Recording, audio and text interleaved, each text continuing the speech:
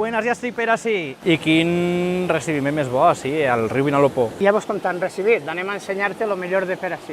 Avui anem de ruta. On anem? Perquè tinc moltes ganes. Anem a la penya a la Blasca. N'hi ha una bona costera, així és que anem fent camí que tenim dia. Tenim dia, doncs anem que se'ns farà tard, Pugem, vinga. Buscant la sort. Quin goig, he caminat tanta aigua, dóna gust caminar per ací. Hem aplegat al teulada de roc i, si el dones compte, l'auia que tenim, tanta auia, és per la primavera que hem tingut molt plujosa. No és habitual, no, tanta aigua? No, normalment no tenim aquesta auia. I dona goig, veureu aixina. Una ruta que tenim unes vistes així privilegiades, estem en plena floració. Sí, heu vingut en la millor època de l'any. A part, esta és terra d'aromàtiques.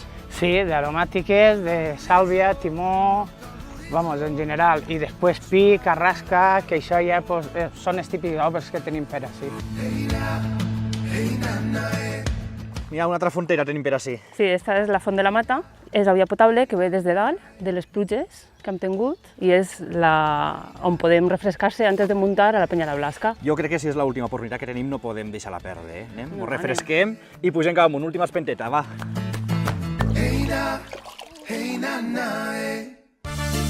Pugem ja al Blasconet, però de moment tenim així destrosses molt visibles de les nevades d'ací de Sí, així és que fa 2 anys fer una nevada molt gran i clar, després de les gelades i tot, però mira com està, això té falta d'una bona neteja i este paisatge és que, segons sempre vista, és pólvora a l'estiu. Ara mateix sí, a partir d'ara tots els anys resem perquè passi l'estiu i no passi res. Seguim camí? Seguim camí, que encara ens queda un ratet. Vinga, va amunt. Com una flor de bon matí, obrint-se pas amb la claror. Ens queda encara un ratet per arribar a dalt, però des d'ací ja tenim unes vistes privilegiades, espectaculars. Sí, són unes vistes impressionants. Com veieu, estem ben a Banyeres, al meu poble, Banyeres de Mariola, lo verdet que està tot. Espectacular, de lo que ha plogut. I les flors que me Sí, comentaves que estan no és habitual. ixint moltes flors que normalment no ixen, han ixit per el tema de la pluja que hem tingut. I què podem veure des d'ací dalt? Podem divisar el Capelló de l'Àguila, que està dalt del castell, després podem veure Sant Jaume, que són les antenes que es veuen al fons de Bocairent.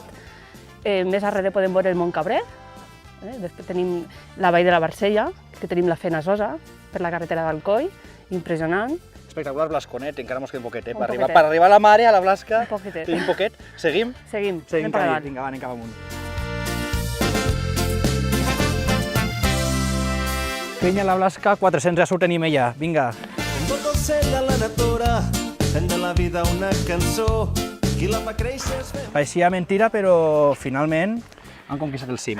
I des d'ací dalt, vistes privilegiades, què podem veure? Sí, mira, des d'ací es veu, a part de lo que hem vist ja baix en el Blasconet, es veu també el que és la Serra de Villar. Si mirem a l'altre costat es veu també Beneixama i el Camp de Mirra i també l'incendi de fa uns anys en la Solana. I pujant ens han seguit tots els voltors que venien des d'Alcoi. De què és terra? Bueno, doncs així jabalins n'hi ha molts també, ara n'hi ha una zona també que n'hi ha molts de muflons i tot això per així prop, perquè estan també en tal, i bueno, Banyeres és cau de raboses de tota la vida, alguna en queda encara per ahí. Maria José, per a la gent de Banyeres de Mariola, este cim, la Pinya de Blasca, què significa?